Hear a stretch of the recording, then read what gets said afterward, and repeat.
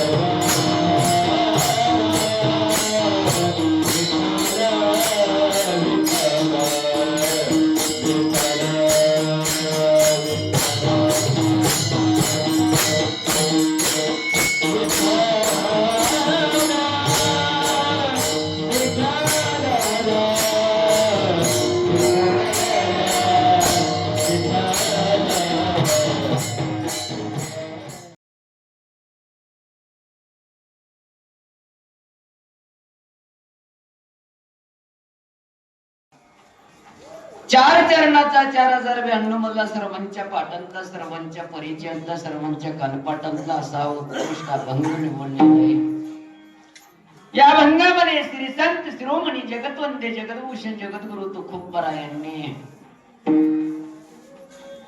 हरी आणि हरा याच्यातलं भेदाचं खंडन जगद्गुरु तुकोबरा यांनी या अभंगातून केलेलं आहे. विठ्ठल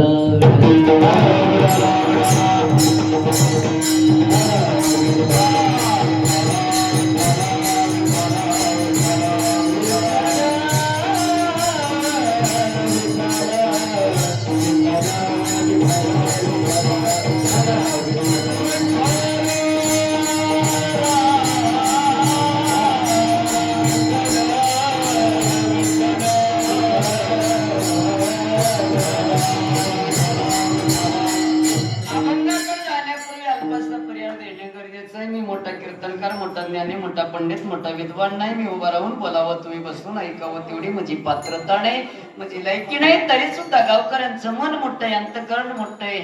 माझ्या वणी लहानशा साधकाला बोलून नारदाची गादी दिलेली आहे. मी भाग्यवान आहे, दैववान आहे, नशिबवान आहे, प्रारब्धवान आहे. तुमच्या सर्वांचं मला दर्शन घडलेलं आहे.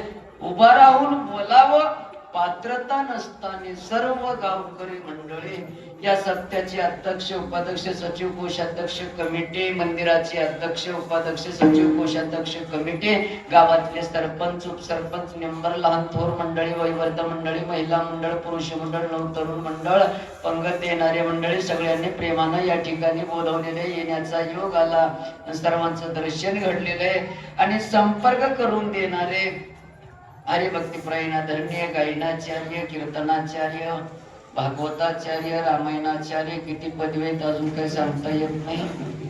आणि ज्यांच्या मुखार विंदातून असं गोड तुम्ही श्रीमद भागवत महापुराण तुम्ही ऐकता, असे माझे जवळचे प्रेम स्नेह असणारे माझे छोटे बंधुराजे हरिभक्तीपरायण आदरणीय आमचे युवराजजी महाराज, त्यांच्यामुळे या ठिकाणी संपर्क साधलेला आहे आणि सतत संपर्कामध्ये असणारे आणि नितांत वारकऱ्यावर प्रेम करणारे आदरणीय हरिभक्तीपरायण डॉक्टर बिरादार साहेब यांनी या ठिकाणी, या मौलीनं या ठिकाणी सतत संपर्क केलेला आहे.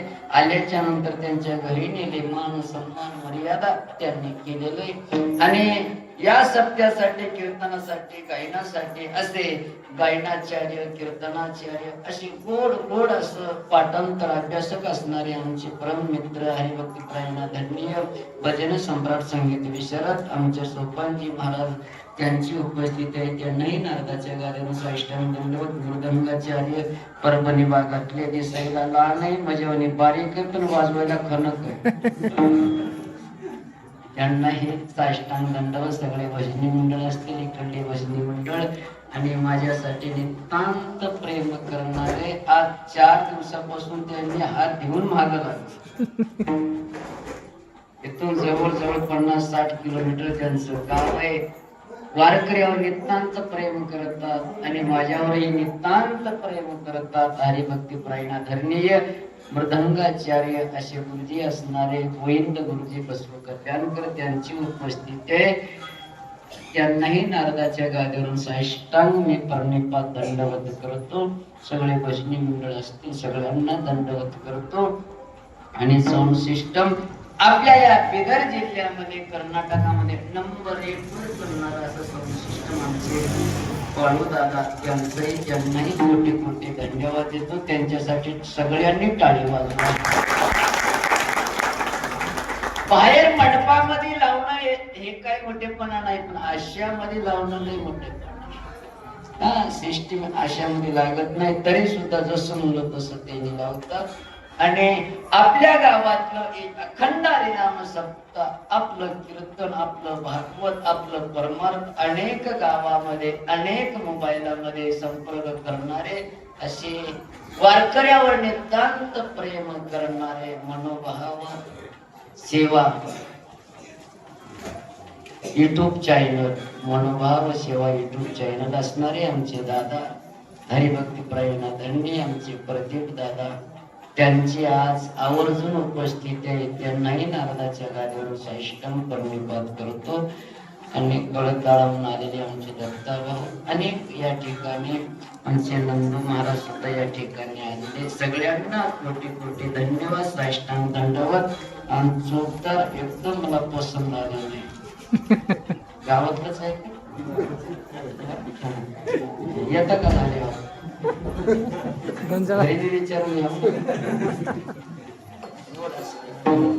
त्यांनाही शतकोटी धन्यवाद देतो. 10:15 11 वाजेपर्यंत काही टेन्शन, लय गोड वाटलं तर 5-10 मिनिट, जास्त काही वेळ घेत नाही. माझ्यावर जसं कृपाशीर्वाद झालेलं आहे, माझ्या गुरुचं माझ्यावर जसं उपदेश झालेला आहे, तसा अभंगाचा भावार्थ मी सोडवण्याचा प्रयत्न करतो. सर्वांना प्रार्थना आहे, विनंती, सूचना आहे, कीर्तन होईपर्यंत बोलू नका, उठू नका, झोपू नका. विठ्ठल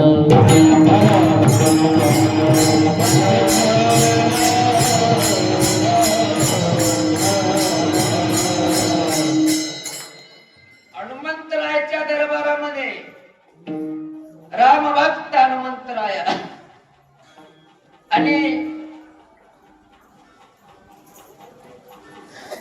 हनुमंतरायाचा जन्मोत्सव निमित्ताने अखंड हरिनाम सप्ताह त्या दिवशीपासून आणि आजचा अभंग मी घेतलो हरी आणि हरा महादेवाचा अभंग आहे आणि हनुमंतराय हे महादेवाचे अवतार आहेत म्हणून आपण घेतलो. आणि दुसरं एक असे आज वार सोमवार आहे ना आपण सोमवारच आहे बरं का म्हणून आपण घेतलो. या अभंगामध्ये जगद्गुरु तुकोबरायांनी भेदाचं खंडन करून टाकले. भेद आणि अभेद. भेद कशाला म्हणा भेद कशाला म्हणावं.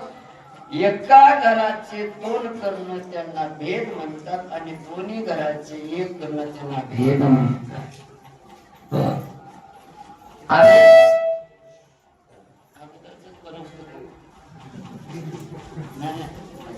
म्हणजे वेगळं आहे. अभेद म्हणजे वेगळं आहे असं म्हणतात.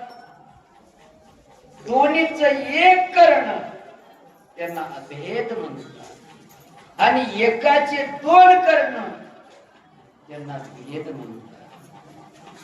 संसार भेदानच करावा लागते आणि परमार्थ अभेदानच करावा. संसारामध्ये भेद करेपर्यंत संसार होतच नाही आणि परमार्थ शेवटाला जावा अशी इच्छा असेल तर परमार्थामध्ये अभेदाशिवाय परमार्थ शेवटाला जात नाही. विठ्ठल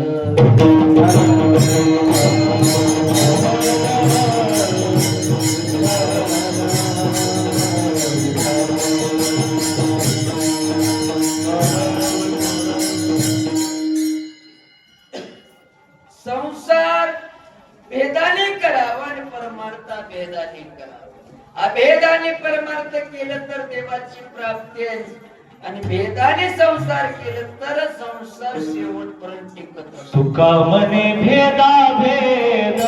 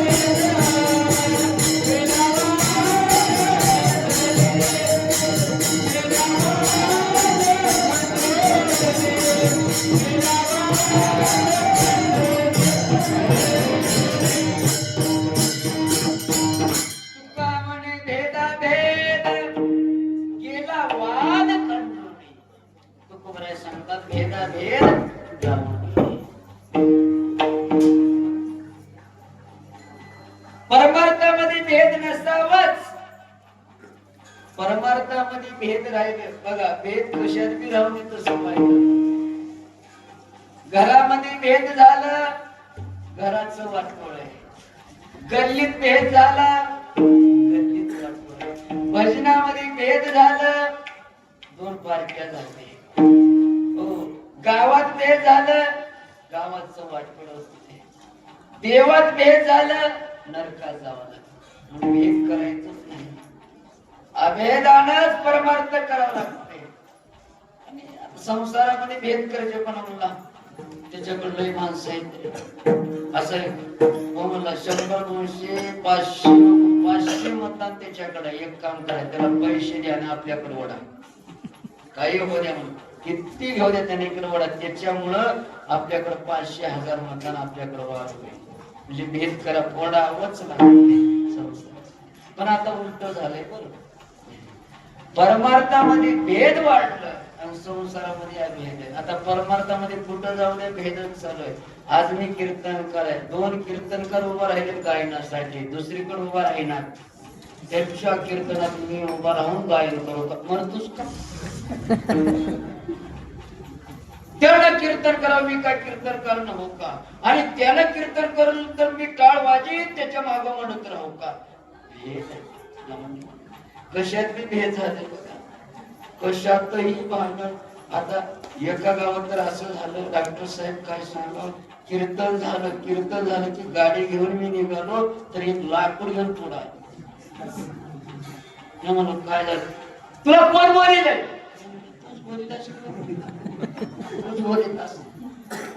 मग माझं नाव घ्यावं का नाही?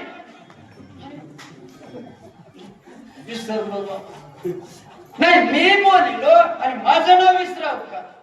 तुला काय कोणी का हाय तिला शास्त्र घालून घे म्हण की मी काय करू?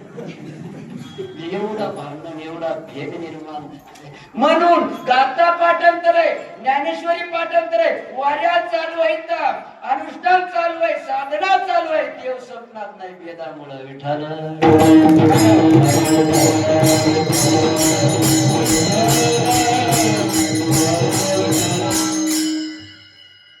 सत्य झाल्यावर गाव सुधराव का बिघडाव म्हणाला? सुधराव. सत्य झालं की माळी घालाव का गाठलेले काढाव? बर, कीर्तनकारानं कीर्तन केल्यानंतर गावातले भांडण मिटवा का वाढवा? कसं बोलायला महाराज? भेद निर्माण, कोण्या गोष्टीला असं भेद निर्माण फार क्षुल्लक. म्हणून त्यावेळेस त्यांना कळालं, 400 वर्षापूर्वी महात्म्यांना कळालं पुढे असं होईल. त्यावेळेस त्यांनी खंडन केले. कोण्या गोष्टीला भेद निर्माण झालेले, कोण्या गोष्टीला भांडण नाही. एका शब्दालाही जर एखादा चुकलं लगेच उचलून झालं. काल्याचं कीर्तन झालं, सगळं काल्याचं कीर्तन झालं की सगळे आनंदामध्ये बसले, आनंदच आनंद करायला लागले. पंक्ती बसले, टपमने जेवायचं नाही ते गडबड, सगळे पंक्ती बसले, सगळे एकामेकाला काला घ्यायला लागले. काला देऊन सगळ्यांनी पाया पडून घ्यायला लागले. गडामेटी सप्ताह झाला रे, चांगला झाला आपला, चांगला झाला, यंदा मस्त झाला असं म्हणायला लागले. महाराज आता तुमची गाडी जाईना म्हणले, इकडं हे पंग तुळजे कोणा बसा एकाच्या बसली एकाच्या. आमचा ड्रायव्हर म्हणला, नाही महाराज तुम्ही जेवणार काय नाही, मी जेवण घेऊ का पंक्तीला बसू? जेवण घेऊ. तुम्ही जेवायला बसलोय, मी मध्ये बसलो घरात. अर्ध जेवण झाले की पळत आलो. महाराज लवकर सावरा म्हणून, लवकर काय झालो? धोड्याशिवाय महाराज नाही म्हणत. धोड्या लाकडच आहेत. अरे कस का आता तर सगळे पाय पडून घेऊ लागले. कशाचं पाया म्हणजे लाकडच उडायला लागले, धोंडेच उडायला लागले. कशामुळे? वर्णामुळे, पियाचं वर्णामुळेच भांडण लागलं. मग आपला नंबर लागते का काय सांगतोय की मला?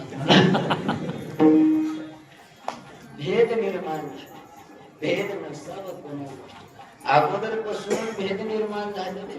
परमार्थामध्ये अति भेद निर्माण झालेले. हो, भेदा भेद ब्रह्म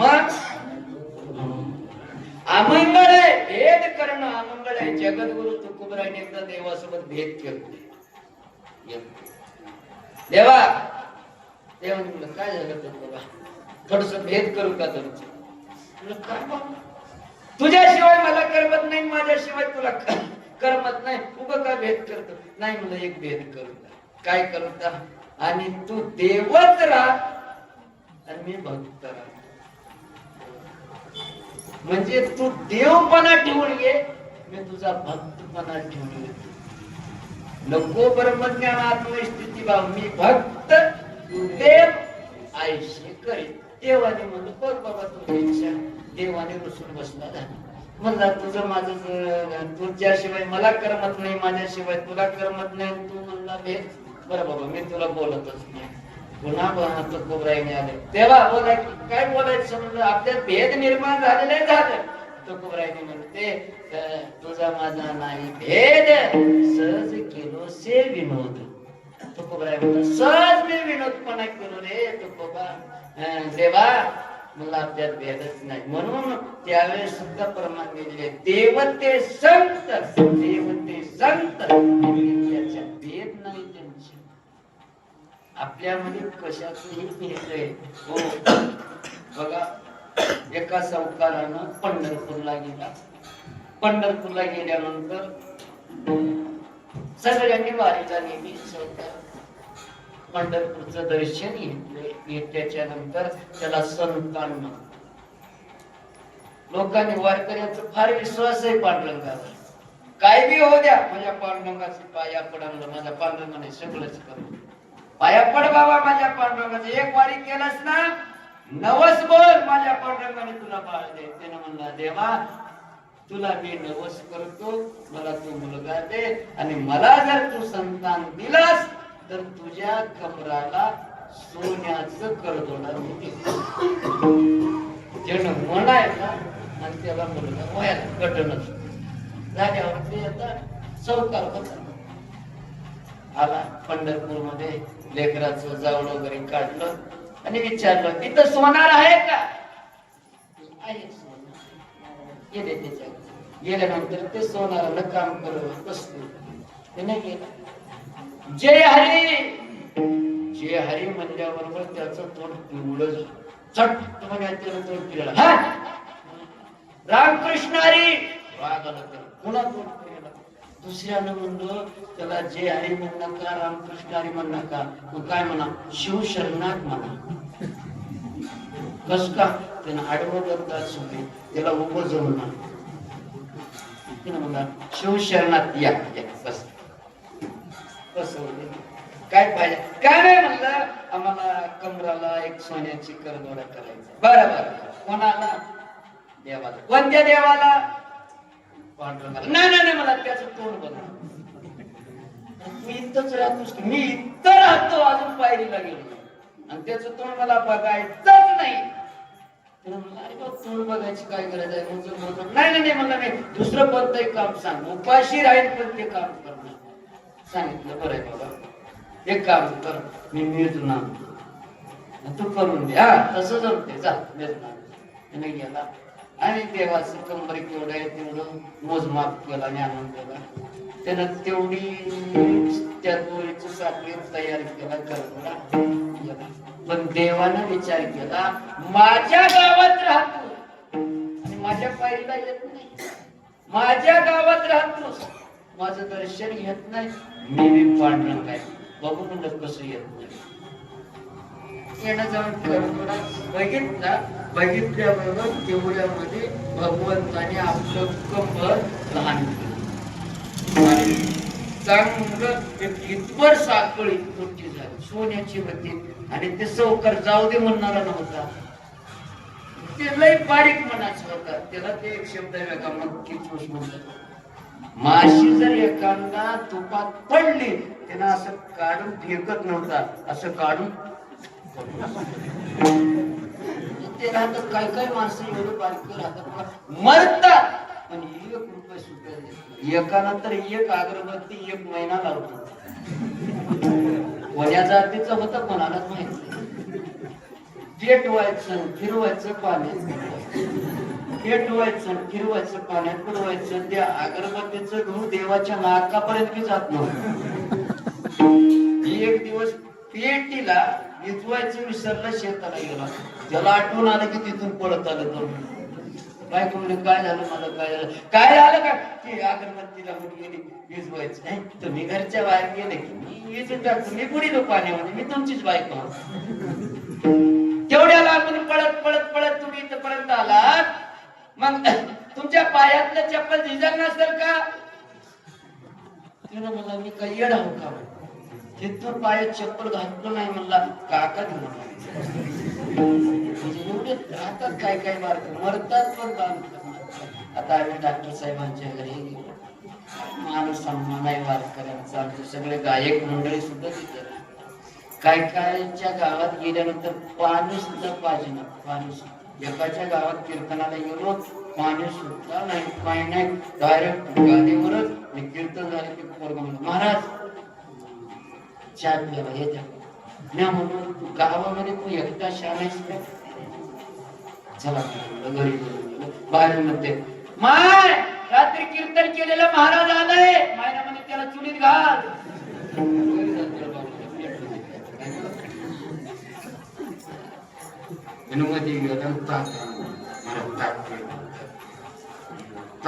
महाराजांनी तुझ्यावर मी म्हणून अजून थोडं ताक आणतोस. त्याला म्हणला माय अजून ताक मागायला पियाला. मायना म्हणे देऊन टाक. कोण पिते मध्ये मंत्री मिळालंय. बरं झालं मरतात पण दान करण्याचा ते तसाच बारीक मनाचा होता. त्यानं म्हणला एवढी साखळी गेलं तिकडं. हे सोनार दादा साखळी जास्त झाली किती एवढं पुन्हा पुन्हा पुन्हा देवाने कंबर ईदभर मोठं अजून कमी पडलं. दुसऱ्याने म्हणलं कमी देऊ नको बरं वरून जर मला आले तुला अजून ती अवकाळी नको. देवाच म्हणला कमी पडलं पुन्हा जास्त केलं. देवाने अजून लहान केलं. एवढं बोललं असं करा कमी जास्तीनं म्हणला अरे हे सोनं कमी झालंय तुला मंजुरी जास्त व्हायला लागली चल तू. मी त्याचं तोंडच बघणार.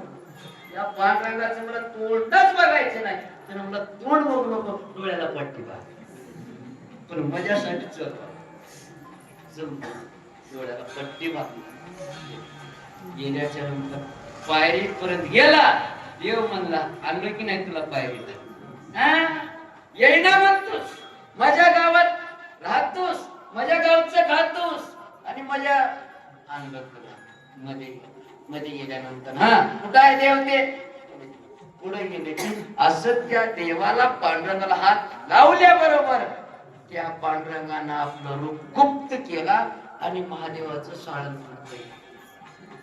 सगळं महादेवाचं. त्यानं म्हणला हे तर माझं देव आहे का?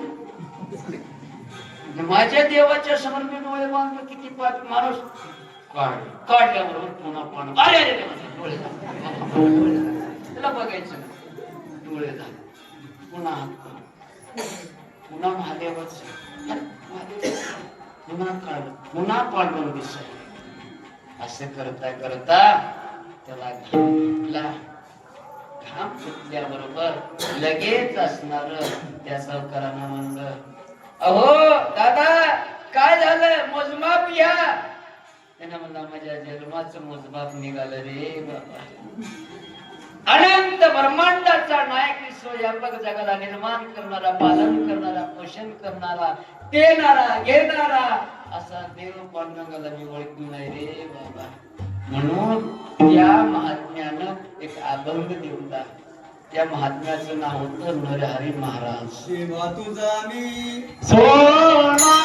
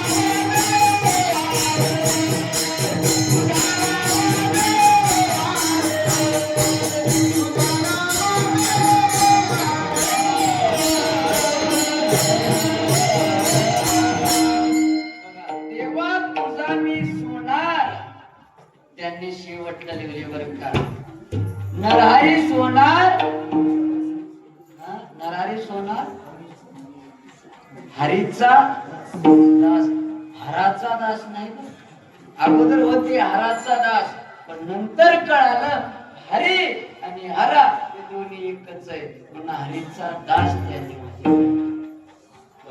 देवाचं खंडन करून टाकलं भेदाचं तेव्हापासून चालू झालं हे भेद करणं आणि तेच परमार्थामधलं भेद संसारामध्ये आलं आता तुमच्याकडे ऐका नाही तिकडे आमच्याकडे आहे आडवे गंधन उभे गंध सोयरीक जमना म्हणते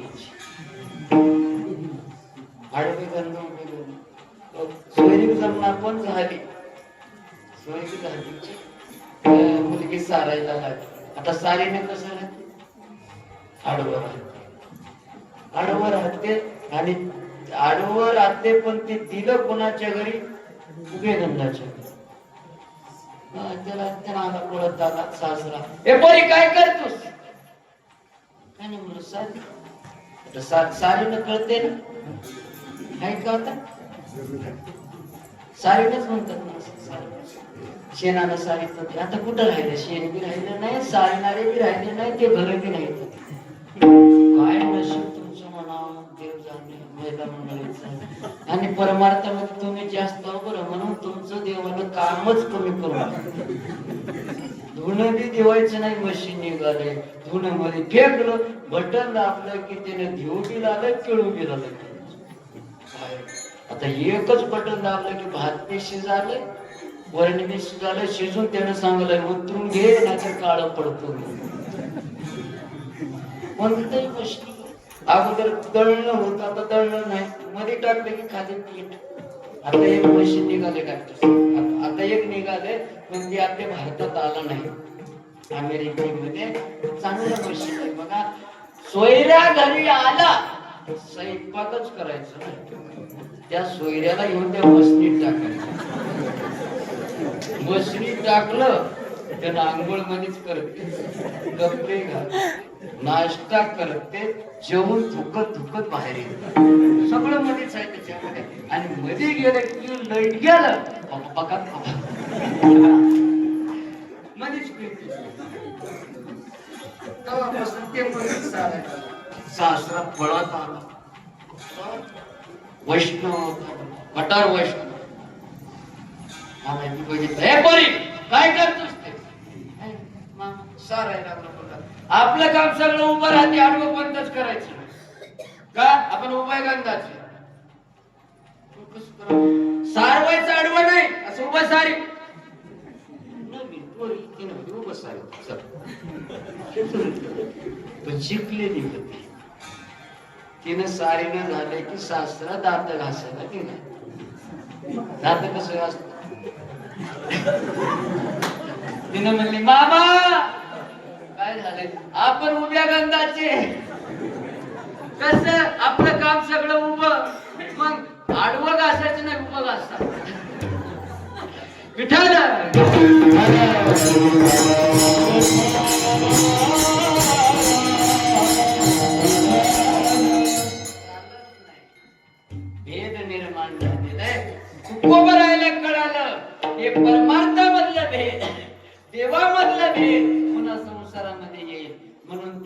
खंडन केले तुकोबर आहे म्हणतात बाबा महादेव भोलेनाथ असणारे माझे पांडुरंग असणारे दुसरे नाहीत रे दोघ एकच आहेत अभंगाचं पहिलं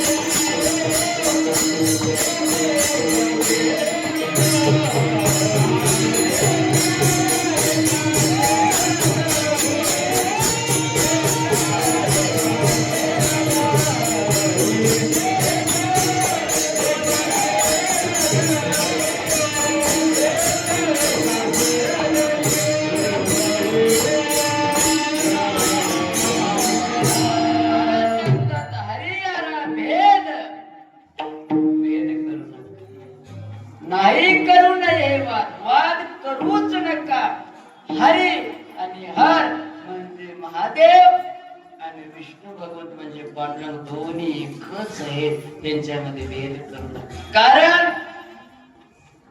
पांडुरंगाला भोलेनाथाशिवाय करमत नाही भोलेनाथाला पांडुरंगाशिवाय करमत नाही आता मी बघा पांडुरंगाच्या डोक्यावर महादेवाचं साळण पिंड आहे बरं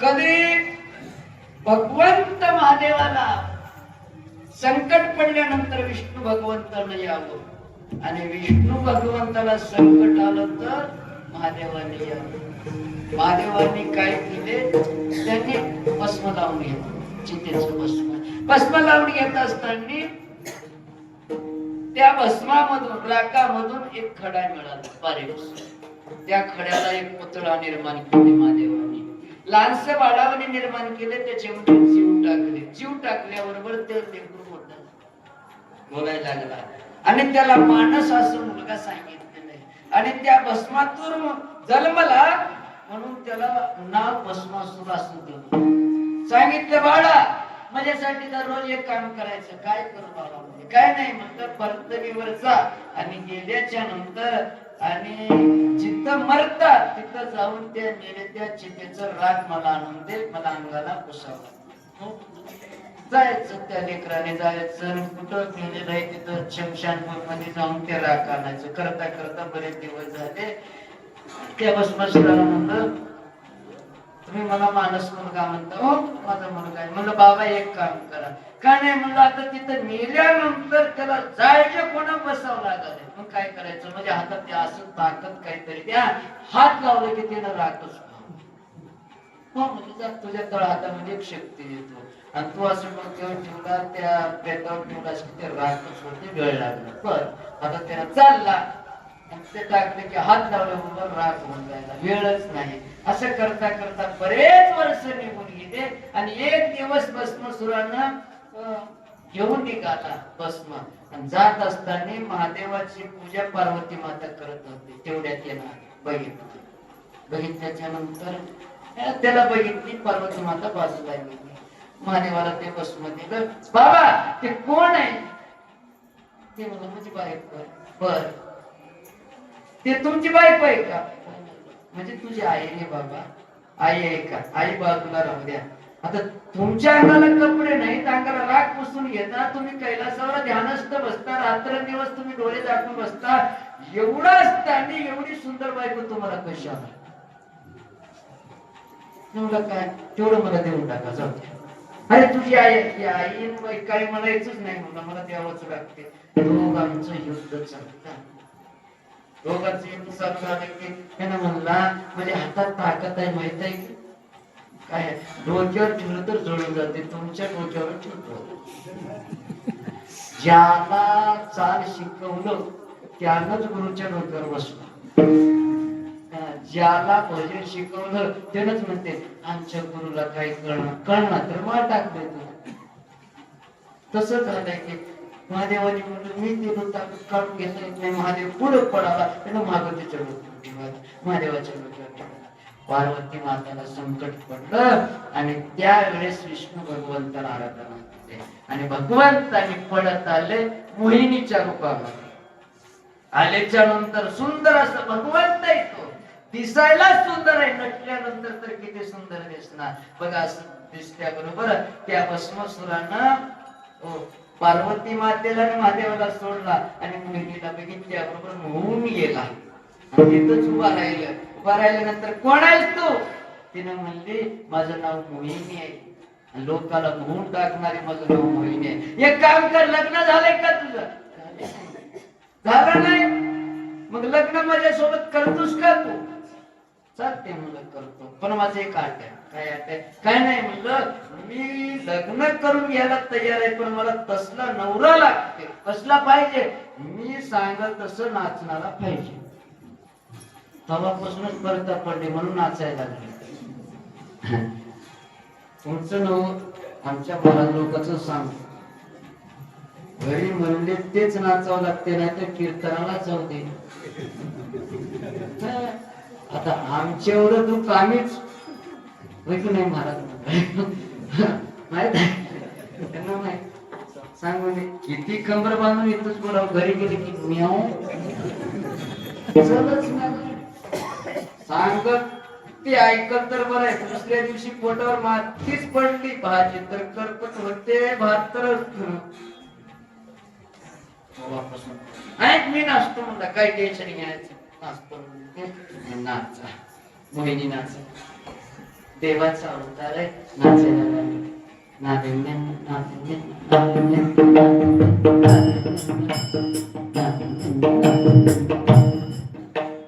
नाचत नाचत तिनं दोन्ही हात कमरावर ठेवली. बी कमरावर अजून नाचत नाचत ते मोहिनी असं आपल्या खांद्यावर एक हात येणं बी ठेवला. नाचवला. पुन्हा नंतर एक बोट गाला त्यानं बी आणि तेच मोहिनी नाचत नाचत आपला हात आपल्या डोक्यावर ठेवली. त्या इड्याला कळावं का नाही आपल्या हातात ताकद आहे. जेणं नाचण्यामध्ये नादीन देणार म्हणजे आपला हात घेऊन आपल्या डोक्यावर ठेवून घेतला. जोडून बसवून झाला. विठाला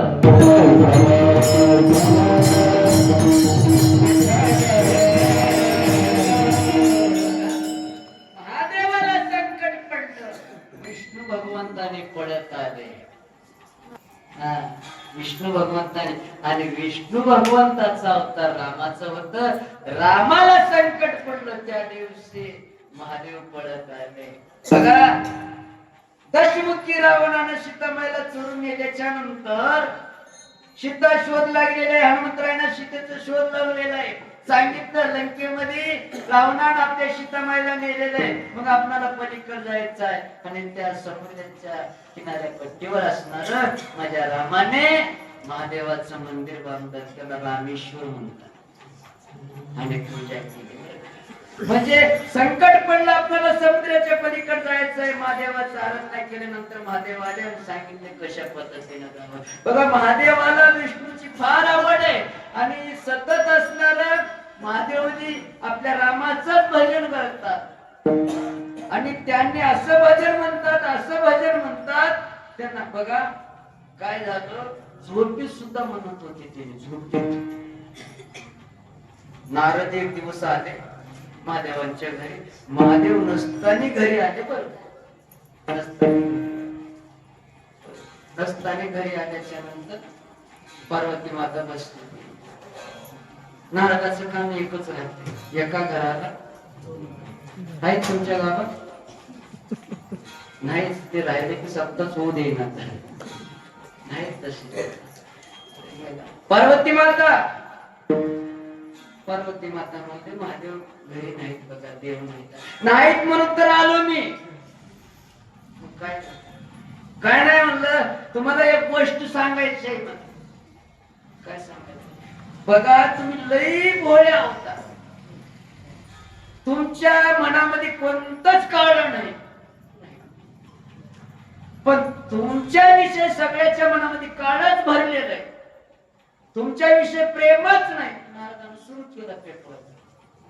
पार्वती मध्ये कोणाचं प्रेम नका राहू द्या, पण माझ्या देवाचं तर माझ्यावर प्रेम नाही. नाही नाही तुमच्या देवाचं बी तुमच्यावर प्रेम नाही. प्रेम नाही कशावर म्हणता बघा, तुम्ही रात्री झोपल्यानंतर महादेव तुमचे मालक त्यांचे ओठ आलता काय म्हणतात ते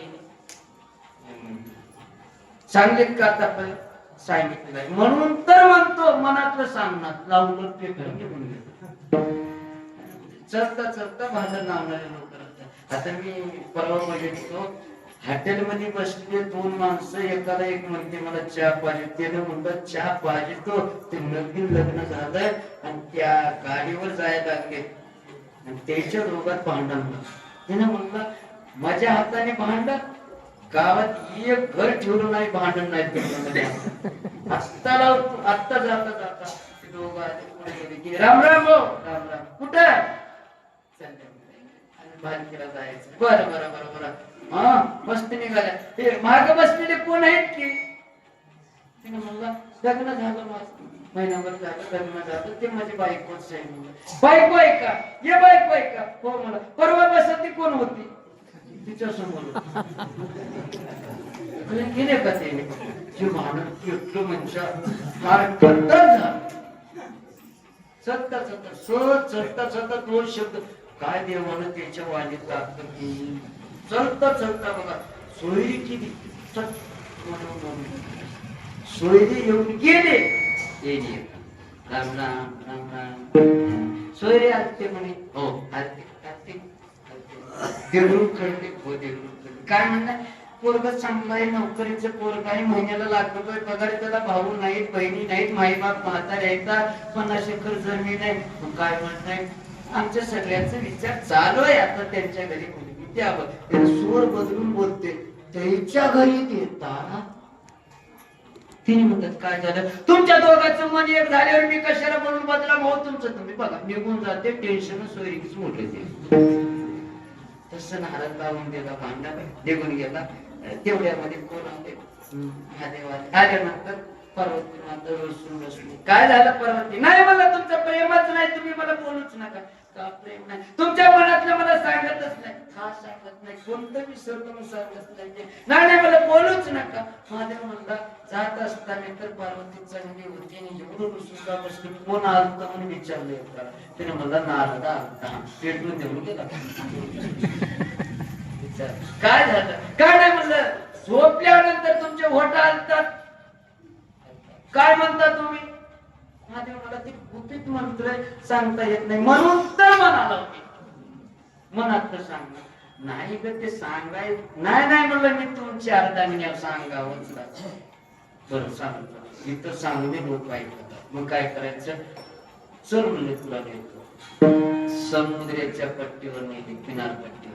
इथं सांगायला लागले बघ मी जे म्हणतो गुपित मंत्र आहे ते ज्ञान मी तुला सांगतो आणि मी सांगत असताना मी ते अवस्था होईल मी डोळे झाकतो आणि तू बी ऐक आणि जर ऐकणं अर्धवट केलं तर फार दोष लागतो पाप लागतो आणि हे ज्ञान दुसरं कोणी ऐकू नये बरं बर मी ऐकतो आता सांगायला लागले सांगत असताना हुंकार द्यावा लागते ना आता काने जुन्या काळामध्ये कथा काने सांगत असताना दुसऱ्या म्हणते हो म्हण हो म्हण हो म्हण असं म्हणत होते का नाही एक राजा होता ते म्हणते हो त्याला 2 बायका होते हो एक आवडती होती हो एक ना आवडती होती हो एकाला एक पोरग होत हो एकाला दुर्व होत एकाला उत्तम होत हो चलो दे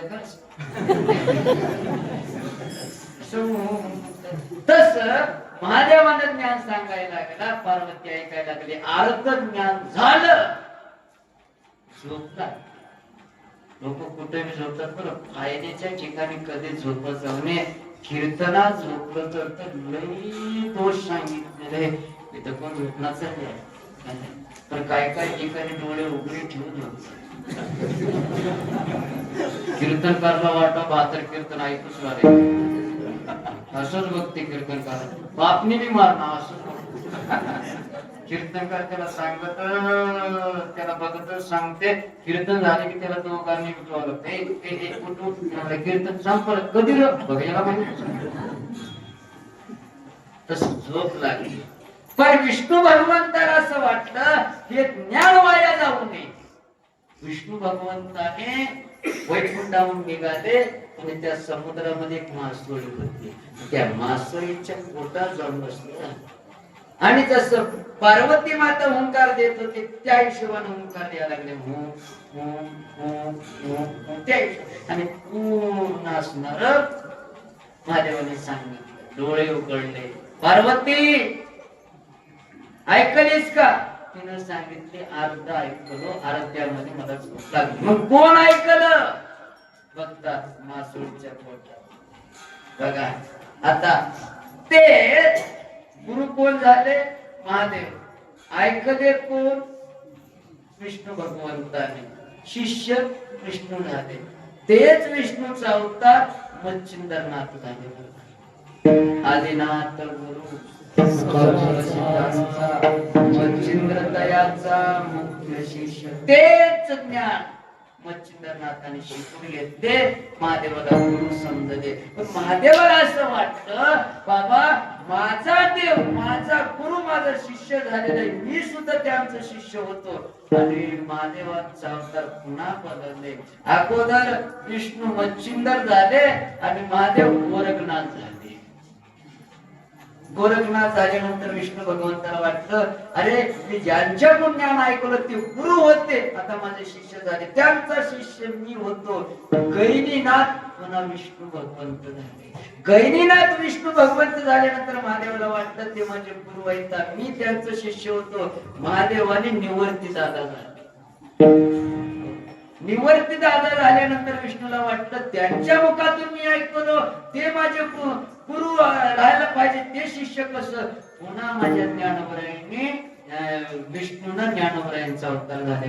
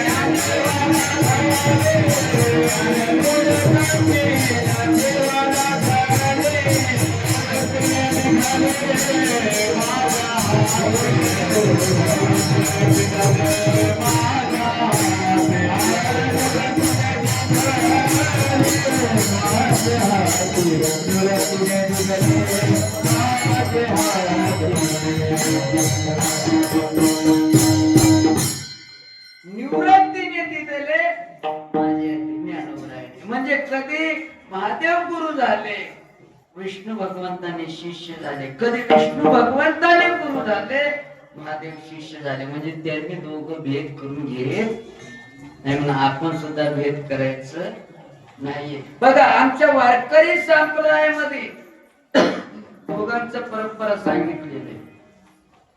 महादेवांचा उपवास सोमवार आहे आणि विष्णूचा उपवास एकादशी. आणि वारकरी संप्रदायामध्ये दोन्हीला महत्व दिलेलं आहे. दोन्ही बी करा म्हणले बर का. आणि ज्यांनी करत नाही त्यांना किती पाप लागते कोण त्याचे गती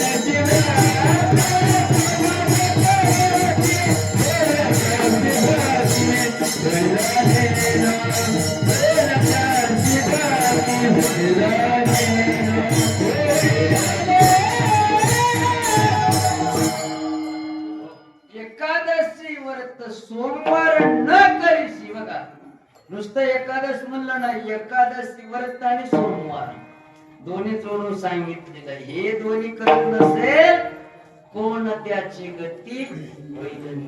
बरं एकादशी ज्यांनी धरतात त्यांना महादेव सुद्धा प्रेम, महादेवाला सुद्धा आनंद वाटतो आणि सोमवार धरलेलं फळ त्यांना मिळू शकते. ज्यांनी सोमवारच करतात त्यांना एकादशीचं सुद्धा फळ मिळू शकते. दोन्ही केल्यावर तर पर्व काळच आहे. एकादशी म्हणजे असं किती बी खाऊन करायचं नाही. एकादशीला पद्धत आहे, नेम आहे. 3 दिवस एकादशीचा नेम आहे. दशमी, एकादश, द्वादश. दशमीला एक टाइम जेवायचं, एकादशीला निरंकाळ धरायचं आणि द्वादशीला एक टाइम जेवायचं. पण आपण उलट करता, 1 दिवसाचं एकादश 3 दिवस खाता. उद्या एकादश असतं तर आजपासून सुरू करते. एकादश आहे ते एकादश आहे, कसं की काय की एकादश आहे तुमचं नाव. आमचे कीर्तन करवे उद्या एकादश म्हणजे आज रात्री कीर्तन करून गेल्याबरोबर कवड काढल्याबरोबर लगेच म्हणतात साबुदाणा भिजलीस की म्हणजे उचलू दे तर उचलू दे तवापर्यंत भिजते भिजू. आणि दुसऱ्या दिवशी एकादश झाल्याच्या नंतर कसं आज एकादश आहे, आज एकादश आहे, एकादश आहे, एकादश आहे.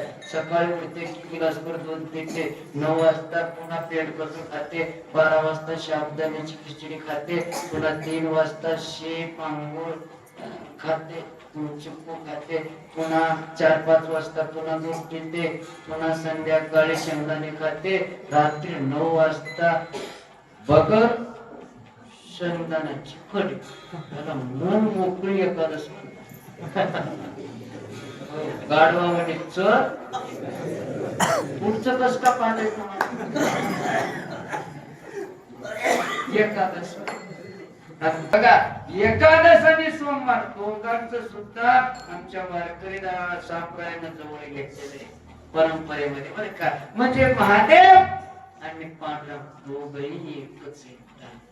हरियाला भेद नका करू नये वाद का एका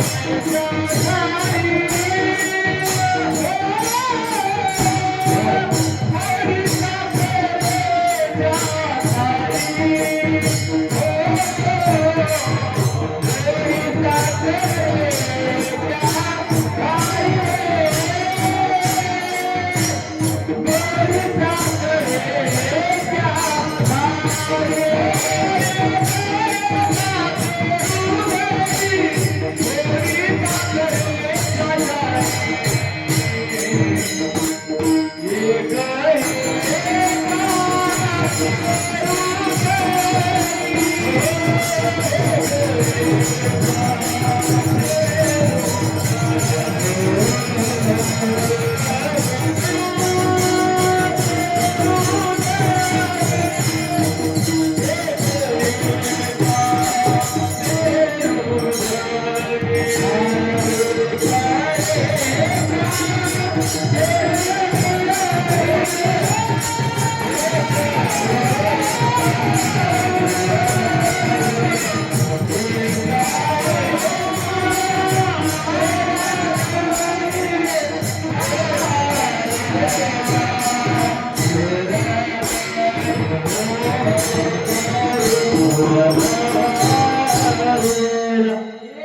एकाचे हृदय आणि गोडी साखरेची.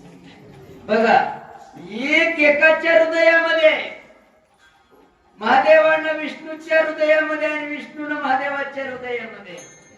महादेव सतत भजन करतो, श्रीराम जय राम जय जय राम. आणि विष्णू सतत असणार महादेवाचं भजन करतो. त्यांनी यांना म्हणतात तुम्ही आमचे देव, त्यांनी यांना म्हणतात तुम्ही आमचे देव. म्हणून दोन बघा दृष्टांत दिले. गोडी साखरेच्या ठाई साखर आहे आणि साखरेपासून गोडी आणि साखर वेगळं करता येईल का? करता येत नाही. कुठेही टाका आणि ते साखर गोडच राहणार. दोन्ही एका ठिकाणीच जन्म घेतलेले आणि दोन्ही एका ठिकाणीच राहणार आहे, त्यांना भेद करता येत नाही. तस साखराप्रमाणे माणूस आणि सावली भेद करता येते का? बाजूला करता येते का? येत नाही. तस महादेव आणि विष्णू भगवंत एकच आहे. अभंगाचे 2 चरण झाले, राहिले 2 चरण. तत्पूर्वी भजन आहे, हाताने टाळी वाजवायचंय, मुखाने नाम चिंतन घ्यायचंय. हाताने टाळी वाजवा बरं का. हाताने टाळी वाजली तर 300. आता डॉक्टर साहेब बसून आहे. पुराणात असं सांगितलेलं ते रेषा राहतात का नाही? रेषा शास्त्रात सांगितलेलं आहे. कोणाचं आयुष्य रेषा, धन रेषा, असे रेषा राहतात. धन रेषा राहतात पण हे बारीक बारीक बारीक त्याला फाटे फुटलेले राहतात. धन रेषाला फाटे फुटलेले 4-5 राहतात. कस का? केलेली कमाई घरात येईच ना, त्या फाट्यानं कुठेही निघून जाते. किती लोक म्हणतात चौक काम करते, एकाला एक लागणार, ते फाटे फुटलेले राहतात, त्या वाटाने निघून जातात. कस करायचं? असं टाळी वाजलं तर ते फुटलेले फाटे बुजून जातात. कळणाऱ्याच कळणाऱ्या. मग केलेली कमाई घरातच राहते. केलेली कमाई घरात कुठेही जाय ना, त्याच्यावर का होईना टाळी वाजवा, हात वर करा.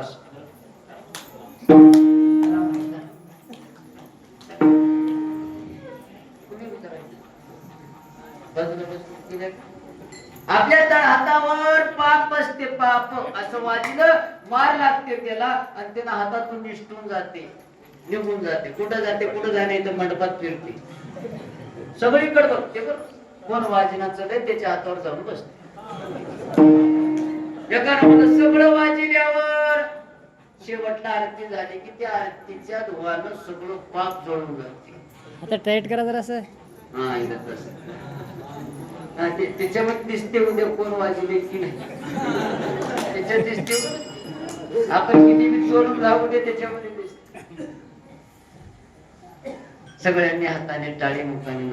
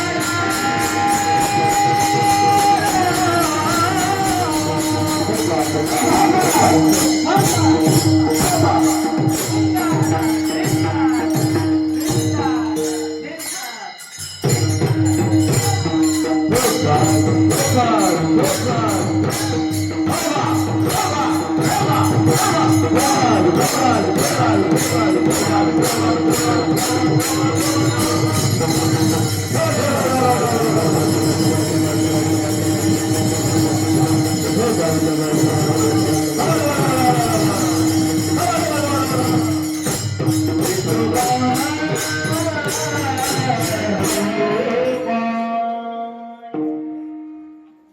कुठून आणले वैदिक धर्माचं दिसायला बारीक आहे पण घट्ट दिसायला माझ्या मनात आहे माझ्या पोटाची अंगठी देवा पाहिजे कीर्तनकाराचं घेणं मुले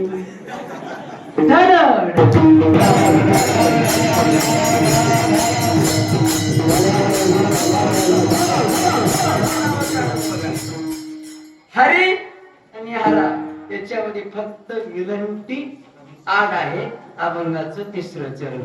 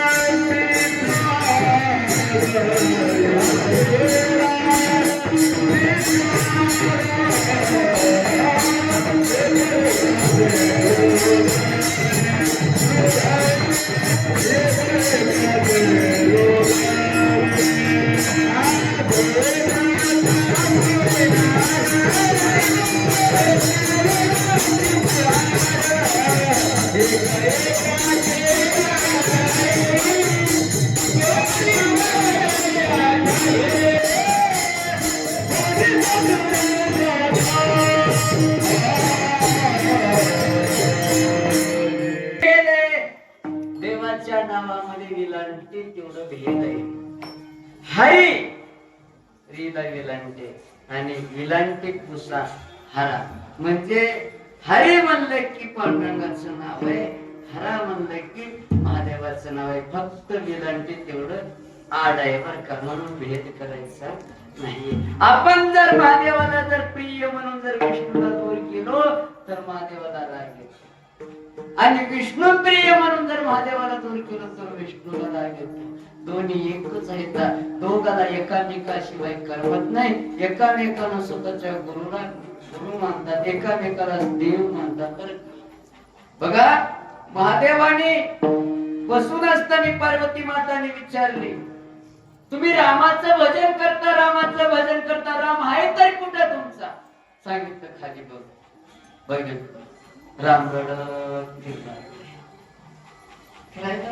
ते रडणारा देव तुमचा राम आहे का? मग काय फिरतो, काय झालं रडायला तुमच्या देवाला? सांगितलं बायको चोरीला गेली म्हणून रडतो. बायकोसाठी रडणाऱ्याला तुम्ही देव म्हणता? हो. मग तुमच्या देवाची परीक्षा घेऊ काय? बघ विचार कर. हो घेतो मी. पार्वती माता परतवी तलावर आली आणि राम रडत फिरायला लागले. पुढे गेली सीता होऊन पुढे गेली पार्वती माता.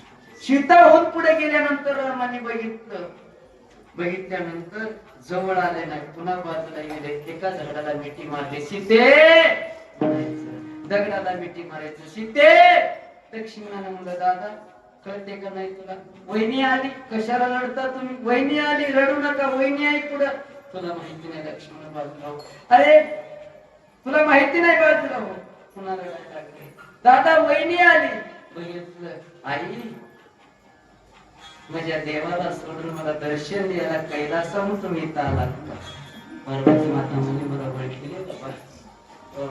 भगवंताने दर्शन घेतलं. पार्वती माता निघून गेली. निघून गेल्याच्या नंतर पार्वती मातेला विचारलं कैलासपतीनं, पार्वती गेलतीस का माझ्या देवाकडे? परीक्षा घेतलीस का? कसं घेतली? तुमच्या देवाची बायको होऊन पुढे गेली. महादेव निवडत तिथं ठेव. माझ्या देवाला मी बाप समजतो. माझ्या बापाची बायको तू झालीस म्हणजे माझी आई झालीस. आतापासून मी तुझा त्याग करतो म्हणून पार्वतीच्या पायावर लोटांगण घातले. विठ्ठल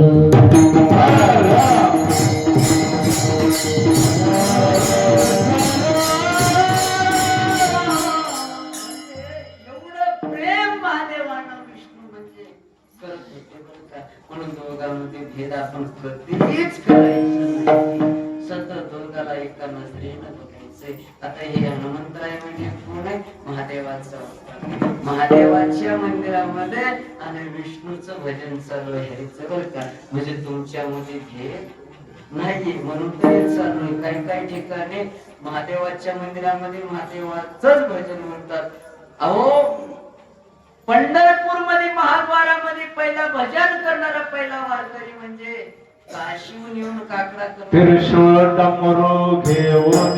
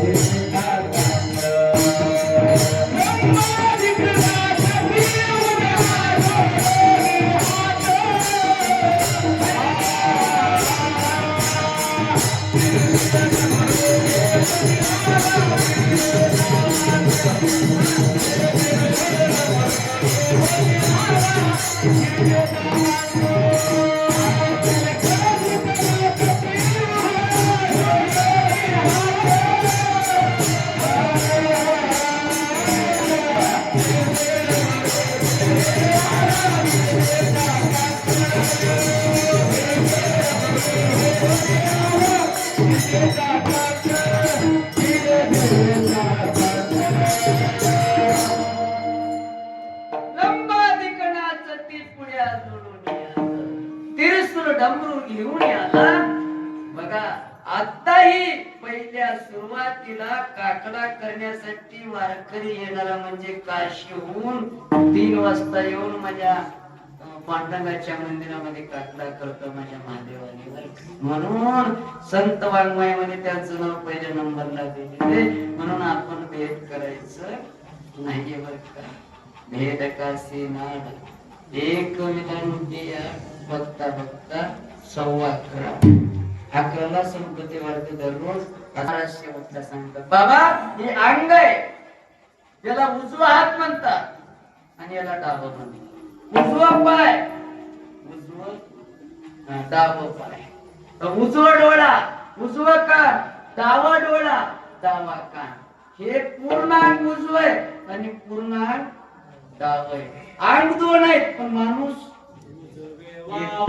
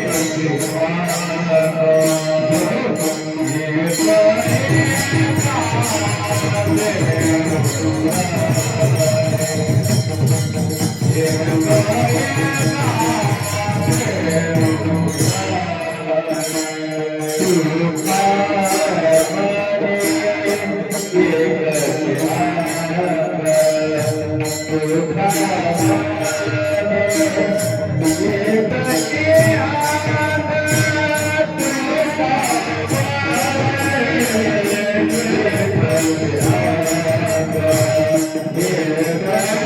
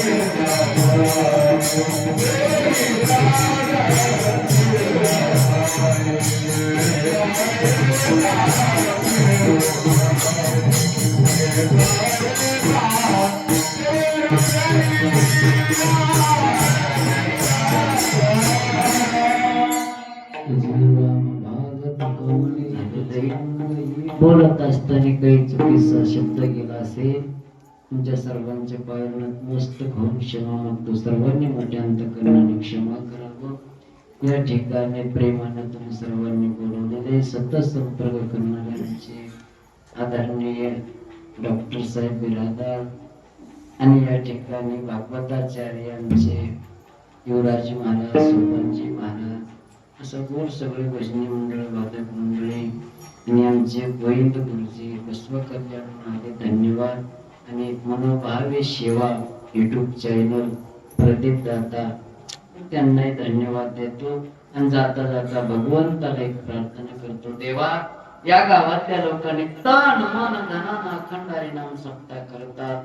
सगळ्याला सुखानं ठेव, आनंदानं ठेव, प्रेमानं ठेव. अंतकरणातलं कपट, वैरपणा काळ सगळ्यांच्या अंतकरणातलं काढून टाक. सगळ्याच्या अंतकरणात प्रेम भरव.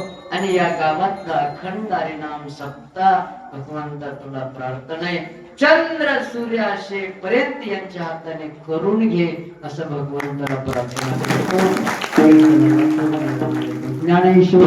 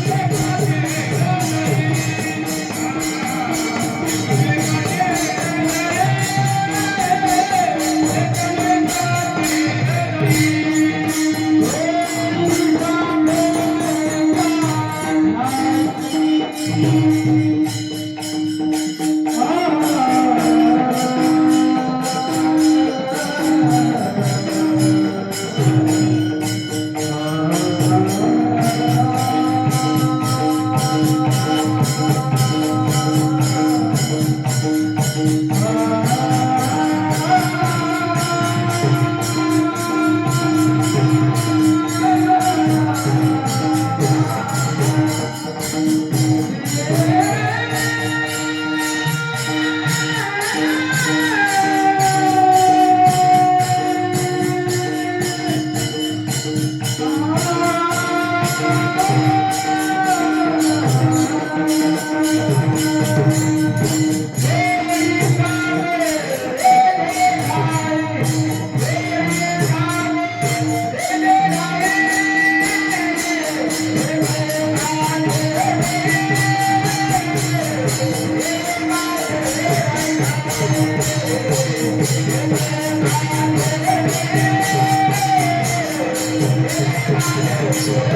you.